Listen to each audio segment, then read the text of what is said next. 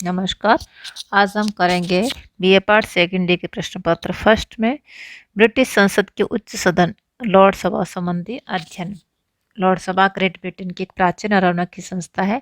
यह अपनी रचना, प्रकृति और भूमिका में अद्वितीय है। सन 1911 और 1949 के संसदीय अधिनियमों के द्वारा इसकी शक्तियों में कटौती कर दी गई। फिर भी यह एक कोई नाममात्र की संस्था नहीं है। यह शक्तिहीन होते हुए भी प्रभावशाली और उपयोगी उच्च सदन है।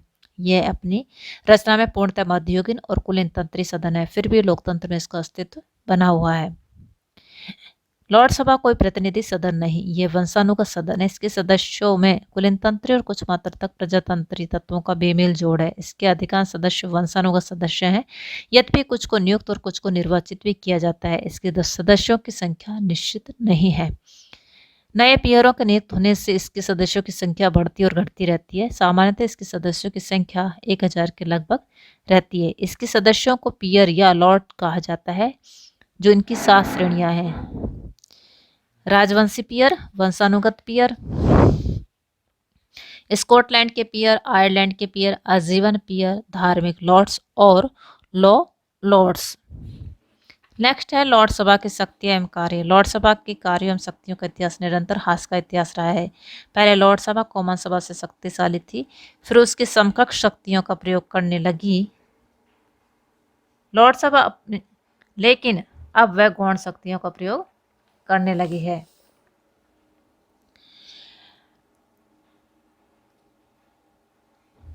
लॉर्ड सभा की प्रमुख शक्तियां निम्नलिखित हैं। विधायी शक्तियां।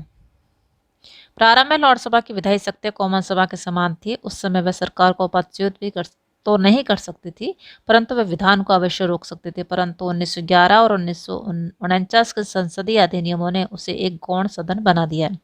अब वह किसी विधेयक की मृत्यु नहीं कर सकती, नहीं उसे अत्यधिक समय तक रोक सकती है। वह केवल साधारण विधेयकों में 1 वर्ष की देरी कर सकती है। वित्तीय विधेयक के संबंध में सन 1911 के संसदीय अधिनियम ने लॉर्ड सभा की शक्तियों को छीन कर दिया है। वित्तीय विधेयक कॉमन सभा में ही प्रस्तुत किए जा सकते हैं। कॉमन सभा का स्पीकर इस बात का निर्णय करता है कि अमुक विधेयक वित्तीय विधेयक है या नहीं। कॉमन सभा में पारित होने के बाद वित्तीय विधेयक लॉर्ड सभा के पास भेज दिए जाते हैं, जो उन्हें अधिक से अधिक 1 माह तक अपने पास रख सकती है।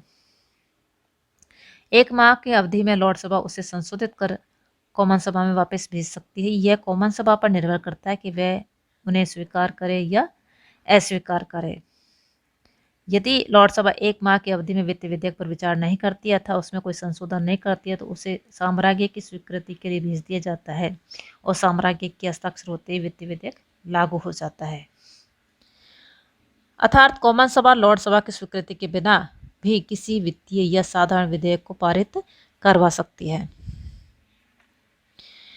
कार्यपालिका शक्तियां। लॉर्ड सभा के पास कार्यपालिका संबंधी कोई शक्तियां नहीं है। इसका कारण यह है कि मंत्रिमंडल लॉर्ड सभा के प्रति उत्तरदायी नहीं होता, वह कॉमन सभा के प्रति उत्तरदायी है।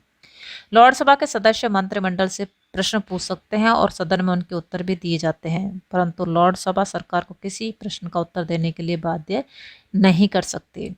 नेक्स्ट है न्यायिक शक्तियां। ग्रेट ब्रिटेन में लॉर्ड सभा फौजदारी और दीवानी मामलों में अपील की अंतिम न्यायालय है। लॉर्ड सभा अपील की आज्ञा तभी देती है जब किसी विवाद में कानून का कोई महत्वपूर्ण बिंदु निहित होता है। जब लॉर्ड सभा न्यायालय के रूप में कार्य करती है तो परंपरा से 9 लॉर्ड्स ही उसकी कार्रवाई में हिस्सा लेते हैं।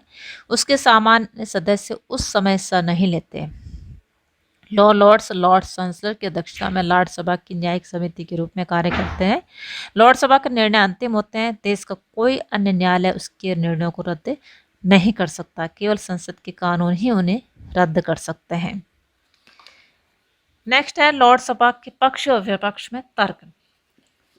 लॉर्ड सभा के संबंध में 2 परस्पर विरोधी विचार व्यक्त किए जाते हैं। एक विचार इसके आलोचकों का है। इनका कहना है कि यह एक असंगत, घृणित, उदासीन, अप्रतिनिधित, प्रगतिशील विरोधी, अप्रासंगिक और अत्यधिक अनुदारवादी सदन है। इसने प्रगतिशील नीतियों के मार्ग में सदैव बाधा पहुंचाई है। जीएस मिल ने कहा है कि लॉर्ड सभा उत्तेजना पैदा करने वाली बाधा है। दूसरा विचार लॉर्ड सभा के समर्थकों का है। उनका कहना है कि प्रजातंत्र की भक्षक नहीं रक्षक है। लॉर्ड सभा कॉमन सभा के उतावलेपन को ठंडा करती है। यह कॉमन सभा द्वारा जल्दबाजी या राजनीतिक उद्देश्य से प्रेरित विधेयकों पर पुनर्विचार करती है। उसकी त्रुटियों की ओर संकेत करती है और थोड़ी देर करके विवादास्पद विषयों पर राष्ट्र को शांत भाव से विचार करने का अवसर देती है। इसके वयोवृद्ध अनुभवी सदस्य अपने विचारों से जनता को प्रभावित करते हैं और जनमत को सुनिश्चित करने में सहायक होते हैं। इस प्रकार लॉर्ड सभा पुनर्विचार, संशोधन और अस्वीकृत द्वारा लोगों को उनके निर्वाचित प्रतिनिधियों के अत्याचार, उतावलेपन से बचाने का प्रयास करती है। लेकिन ने कहा है कि यह आवश्यक रक्षा कवच के रूप में कार्य करती है। फर्स्ट में हम करेंगे लॉर्ड सभा के विपक्ष में कुछ महत्वपूर्ण तर्क, जिसमें फर्स्ट है अप्रजातांत्रिक। लॉर्ड सभा के सदस्यता का आधार वंशानुगत है। इसके 90% सदस्य संयोग से इसके सदस्य हैं। इन्हें इसकी सदस्यता वंश, उत्तराधिकार और नामांकन के मध्ययुगीन सिद्धांतों के आधार पर प्राप्त होती है, निर्वाचन योग्यता के आधार पर नहीं। अप्रतिनिधि होने के कारण यह मतदाताओं की इच्छा और आकांक्षाओं के प्रति संवेदनशील नहीं है। यह अपने आप को किसी के प्रति उत्तरदायी नहीं समझती। यह सर्वसाधारण के मत की परवाह नहीं करता है। दूसरा है निहित स्वार्थों का गढ़। यह सदन केवल जागीरदारों, कुलीन घरानों, धनाढ़, विशेष अधिकार प्राप्त व्यक्तियों, बड़े बड़े उद्योगपतियों और निहित स्वार्थों का प्रतिनिधित्व करती है और इन्हीं के द्वारा शासित होती है। इसमें सर्वसाधारण का अर्थात मध्यम वर्ग एवं निम्न वर्ग का कोई प्रतिनिधि नहीं होता। तीसरा है एक पक्षीय दृष्टिकोण। लॉर्ड सभा अपनी रचना में ही नहीं, मनोवृत्त, दृष्टिकोण, व्यवहार में भी एक मध्ययुगीन संस्था है। यह अनुदारवादी और प्रतिक्रियावादी तत्वों का समर्थन करती है, प्रगतिशील एवं सुधारवादी तत्वों का नहीं। इसे अनुदार दल की एक भुजा कहा जाता है। यह अनुदार दल जब अनुदार दल सत्ता में नहीं भी होता है तब भी यह उसी के हितों की रक्षा करती है। इसकी निष्क्रियता और क्रियाशीलता इस बात पर निर्भर करती है कि कौन सा दल सत्तारूढ़ है। लॉर्ड सभा का यह व्यवहार शरारतपूर्ण है। इसने सदैव मजदूर दल का विरोध किया है। नेक्स्ट विपक्ष में तर्क है अनुपस्थिति सदन। लॉर्ड सभा के सदस्यों ने स्वयं ही इसकी प्रतिष्ठा का हास किया है। इसके सदस्य इसकी कार्रवाई में अनुपस्थित रहते हैं। विधायी कर्तव्यों को उत्तरदायित्वपूर्ण ढंग से निभाना तो दूर, इसके सदस्य इसकी बैठकों में उपस्थित होने का कष्ट भी नहीं करते। इसमें सामान्यतः 30 से 50 सदस्य ही उपस्थित रहते हैं। नेक्स्ट तर्क है दोषपूर्ण प्रक्रिया। लॉर्ड सभा की प्रक्रिया दोषपूर्ण है। इसकी कर्णपूर्ति की संख्या केवल 3 है। विश्व के किसी भी उच्च सदन की कार्रवाई इतने कम सदस्यों की उपस्थिति से पूरी नहीं होती। लॉर्ड सभा के अध्यक्ष लॉर्ड चांसलर एक शक्तिहीन अध्यक्ष हैं। वह सदन की अध्यक्षता अवश्य करता है और उसमें अनुशासन बनाए रखने में भी सहायक होता है, परंतु वह न तो सदस्यों को मान्यता प्रदान करता है, न भाषणों को नियंत्रित करता है। लॉर्ड सभा के सदस्यों को भाषण की असीम स्वतंत्रता है। भाषण भी अध्यक्ष को संबोधित करके नहीं दिए जाते। लॉर्ड चांसलर को निर्णायक मत देने का अधिकार भी नहीं है। नेक्स्ट तर्क है शक्तिहीन सदन। लॉर्ड सभा एक शक्तिहीन सदन है। यह एक अनावश्यक सदन है। वित्तीय, विधान और कार्यपालिका क्षेत्र में इसकी शक्तियां नगण्य हैं। इसकी अनुमति के बिना भी साधारण और वित्तीय विधेयक कानून का रूप धारण कर सकते हैं। वित्तीय विधेयक में यह केवल 1 माह की और साधारण विधेयकों में केवल 1 वर्ष की देरी कर सकती है। यह वित्तीय और साधारण विधेयक में संशोधन कर सकते हैं, परंतु कॉमन सभा इसे स्वीकार या अस्वीकार कर सकती है। इसे कार्यपालिका क्षेत्र में कोई शक्तियां प्राप्त नहीं है। मंत्रिमंडल इसके प्रति उत्तरदायी नहीं है। नेक्स्ट तर्क है पुनर्विचार अनावश्यक। लॉर्ड सभा द्वारा विधेयकों पर किए जाने वाला पुनर्विचार अनावश्यक प्रतीत होता है, क्योंकि वर्तमान समय में विधेयकों को मंत्रिमंडल की देखरेख में विशेषज्ञों द्वारा किया जाता है, अतः उनमें त्रुटियों और लुप्तियों की गुंजाइश बहुत कम होती है। विधेयकों को कॉमन सभा में प्रस्तुत करने से पूर्व उन पर दिलचस्पी रखने वाले पक्षों और हितों से परामर्श कर लिया जाता है, अतः विधेयक प्राय समझौते के परिणाम होते हैं। किसी भी प्रजातांत्रिक सरकार के लिए जन इच्छा के विरुद्ध किसी विधेयक को पारित करना संभव नहीं है। कॉमन सभा की समितियां विधेयकों को बारीकी से छानबीन करती है। विवादास्पद विषयों पर प्रेस भी सरकार को प्रभावित करने का प्रयास करती है, अतः कॉमन सभा विधेयकों को जल्दीबाजी में पारित नहीं करती है। जब विधेयकों को पूर्ण विचार विमर्श के बाद पारित किया जाता है तो लॉर्ड सभा द्वारा की गई 1 वर्ष की देरी अनावश्यक सिद्ध हो सकती है। नेक्स्ट तर्क है विलंबकारी शक्ति के दुष्परिणाम। वर्तमान में भी लॉर्ड सभा को विलंबकारी यह अवरोधक शक्ति प्राप्त है। इस शक्ति के दुष्परिणाम सामने आते हैं। लॉर्ड सभा इस शक्ति का दुरुपयोग करके सरकार को संकट में डाल सकती है। राष्ट्रीय संकट के समय सरकार शीघ्रता या त्वरित ढंग से कदम नहीं उठा सकती। इतना ही नहीं, लोकसभा इस शक्ति का प्रयोग भी पक्षपातपूर्ण ढंग से करती है। वह इसका प्रयोग अनुदार दल के पक्ष में तथा श्रमिक दल के विरोध में करती है। नेक्स्ट तर्क है, जनसाधारण का प्रतिनिधित्व नहीं। लोकसभा केवल कुलीन वर्गों का प्रतिनिधित्व करती है, इसमें जनसाधारण का प्रतिनिधित्व नहीं होता है। नेक्स्ट आता है लोकसभा के पक्ष में तर्क, जिनमें प्रमुख तर्क इस प्रकार हैं। फर्स्ट है विद्वता का भंडार। लोकसभा विद्वता का भंडार है। इसमें ज्ञान, कुशलता और अनुभव को स्थान दिया जाता है। इसके सदस्यों में अनेक ऐसे वयोवृद्ध राजनेता, भूतपूर्व प्रधानमंत्री, मंत्री, सेवानिवृत्त गवर्नर जनरल, सेनापति, विधिवेत्ता, धर्मज्ञानी, शिक्षक, वैज्ञानिक आदि व्यक्ति होते हैं जिन्होंने अपने युवावस्था में राष्ट्रीय जीवन के विविध क्षेत्रों में महत्वपूर्ण भूमिकाएं निभाई हैं। ऐसे सदस्यों के सार्वजनिक विषयों पर विचार सुस्पष्ट, सजीव और उच्च कोटि के होते हैं और सदन के विवादों में प्राय ऐसे सदस्य ही अधिक हिस्सा लेते हैं।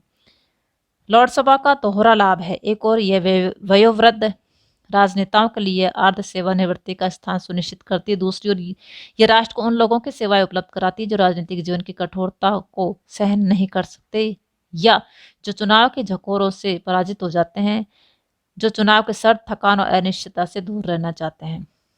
नेक्स्ट पक्ष में तर्क है प्रधानमंत्री के लिए सहायक। लोकसभा प्रधानमंत्री के दोहरे रूप में सहायक है। जैसे प्रधानमंत्री जिस व्यक्ति को सरकार में शामिल करना चाहता है और जो कॉमन सभा का सदस्य नहीं, उसे वह पीयर नियुक्त करवाकर सरकार में शामिल कर सकता है। प्रधानमंत्री के लिए जिस कैबिनेट अथवा पार्टी सदस्य की उपयुक्तता समाप्त हो जाती है, उसे पीयर नियुक्त करवाकर वह उससे छुटकारा पा लेता है। तीसरा तर्क है विचार विमर्शात्मक मंच। लोकसभा विश्व में स्वतंत्र विचार विमर्श करने वाली एक प्रतिनिधि सभा है। नेक्स्ट तर्क है पुनर्विचार करने वाला सदन। लोकसभा विधेयकों को व्यवहारिक बनाने में सहायक है। वह विधेयकों पर पुनर्विचार करती है। वह कॉमन सभा द्वारा जल्दबाजी में या पूर्ण विचार विमर्श के बिना पारित किए गए विधेयकों की त्रुटियों और वित्तियों की ओर संकेत करती है। अनेक बार कॉमन सभा आवेश या उत्तेजना में विधेयकों को पारित कर देती है। लोकसभा उनमें कुछ देरी करके उन पर शांति से विचार विमर्श करने के लिए विवश करती है। नेक्स्ट तर्क है संवैधानिक संरक्षक। लोकसभा एक संवैधानिक संरक्षक के रूप में कार्य करती है। वह एक रक्षा नली है। वह सरकार को संयमी और नीतियों को संतुलन बनाने में सहायक है। कुछ मात्रा तक वह सरकार की निरंकुशता पर रोक भी लगाती है। यह सत्य है कि लोकसभा सरकार की नीतियों का अंतिम निर्णायक कभी नहीं बन सकती और वह एक दृढ़ निश्चय सरकार को किसी कार्य को करने या किसी उद्देश्य को प्राप्त करने से रोक नहीं सकती। फिर भी वह उसे निर्णयों पर पुनर्विचार करने के लिए विवश करती है। लोकसभा के पास 1 वर्ष की देरी करने का एक संवैधानिक संरक्षण है, जिसके माध्यम से वह उन पर पुनर्विचार कर सकती है, उनमें संशोधन कर सकती है अथवा उन्हें अस्वीकार कर सकती है। वे जनता को सूचित कर सकती है और अपने विवादों को प्रकाशित कर सकती है और सरकार की नीतियों को सार्वजनिक विवाद का विषय बना सकती है। नेक्स्ट तर्क है सहायक संस्था। लोकसभा एक सहायक संस्था के रूप में कार्य करती है। वह कॉमन सभा के विधायी कार्यभार को हल्का करती है। राज्य के लोक कल्याणकारी स्वरूप ने विधि निर्माण के कार्य का इतना अधिक विस्तार कर दिया है कि लोकसभा के विधायी कार्य को समाप्त कर दिया जाए तो कॉमन सभा का कार्य दुगुना हो जाएगा। लोकसभा अनेक तरीकों से कॉमन सभा के कार्यभार को हल्का करती है। नेक्स्ट तर्क है ब्रिटिश स्वभाव के अनुकूल। ब्रिटिश लोग स्वभाव से रूढ़िवादी हैं। वे क्रांतिकारी या मूल परिवर्तनवादी नहीं। राष्ट्र की प्राचीन संस्थाओं में उनकी आस्था है। वे भावुकता या क्षणिक कारणों से उन्हें बदलना या समाप्त करना नहीं चाहते हैं। वे उनमें समानुसार अथवा आवश्यकता अनुसार सुधार कर लेना चाहते हैं। राजतंत्र के भांति लोकसभा भी ब्रिटेन की एक प्राचीन संस्था है, अतः ब्रिटिश लोग इसे बनाए रखना चाहते हैं। नेक्स्ट तर्क है कॉमन सभा की स्वेच्छाचारिता पर नियंत्रण। हाउस ऑफ लॉर्ड्स प्रथम सदन अर्थात कॉमन सभा की स्वेच्छाचारिता पर नियंत्रण लगाती है। यह उसको उत्तरदायी बनाती है और जल्दीबाजी में पारित होने वाले विधेयकों के दुष्परिणामों से जनसाधारण की रक्षा करती है। इस प्रकार हम देखते हैं कि लोकसभा एक कमजोर शक्तिहीन सदन है, लेकिन फिर भी लोकसभा का महत्व बना हुआ है। थैंक्स, आज के लिए इतना ही।